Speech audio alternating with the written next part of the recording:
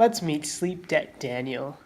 Sleep Debt Daniel is highly studious, hardworking, takes good care of his heart, and as you can see, he's a bit of a nerd. Daniel is extremely attentive and very alert.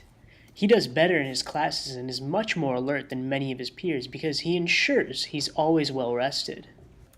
He gets the doctor-recommended 8 hours of sleep a night as opposed to the average American's 6.9 per night. Daniel tracks his sleep every day in a sleep log. Each day he goes to bed precisely at 11:30 p.m. He wakes up at 8:30 a.m. in the morning every day. Since most people only sleep about 7 hours of each night, on average people lose 1 hour of sleep each night, more than 2 full weeks of sleep each year. Since Daniel gets adequate sleep each night, throughout the day he is extremely attentive and very alert. In particular, he has good sleep hygiene. He has normal behaviors contributing to good sleep, like going to bed at the same time, not drinking coffee, and avoiding naps during the day. Daniel keeps up these good behaviors until one day, he discovers basketball. But Daniel was bad. In short, this man was a bona fide scrub. He can't play. No disrespect whatsoever, but I'm sorry to tell everybody the truth. The man cannot play the game of basketball. He has small hands. He can't catch the ball. He's got bad feet. He can't really move, even though he's mobile. Doesn't really know what he's doing. Doesn't have a post move that he puts to memory that he can do 2 times in a row. He has no game whatsoever. Plays no defense. Doesn't have the heart, the passion, or anything that comes with it. But Daniel was determined to improve. And with hard work, his skills did. His solid sleep schedule gave him the energy to cross everybody, make any shot he wanted, no matter how far back he was. Steph Curry had nothing on him. Daniel had become filthy, all thanks to his awesome sleep habits.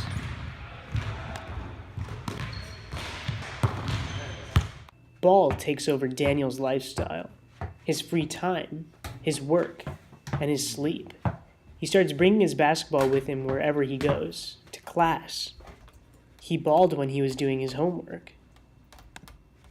He balled while even in the bathroom, even when he did laundry. He balled while even trying to pick up chicks. Soon, Daniel started to give up his sleep time to get better. His schedule became arbitrary. Basketball was the most important thing. Daniel started sleeping at late hours and waking up later. He'd wake up to play basketball and take his basketball with him whenever he could.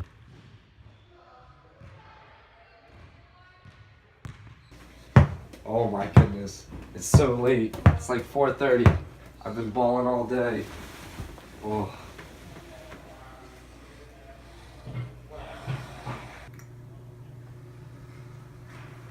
Oh my god, I slept in. It's 1 p.m. Since Daniel is getting less sleep now than he needs, he starts accumulating sleep debt. The effects of sleep debt become quite clear. Impaired performance, both physical and mental, and general drowsiness. Daniel feels less motivated in everything he does. Severe sleepiness is associated with diminished intellect and apathy, generally decreased mental ability. In addition to these factors, there's emerging evidence that sleep deprivation is associated with higher likelihoods for suicidal behavior. Daniel's sleep hygiene is also becoming much poorer.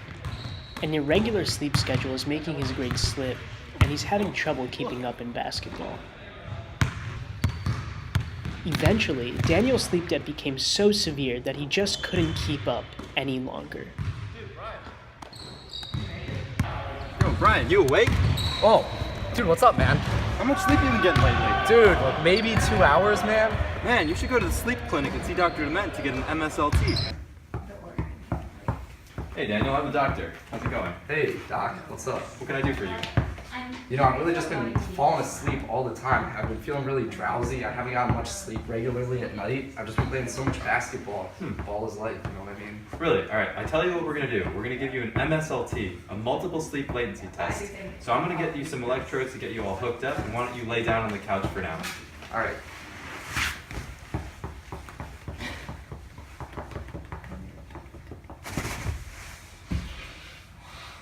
Doctor here. The multiple sleep latency test is the objective clinical test for measuring how sleepy a person is.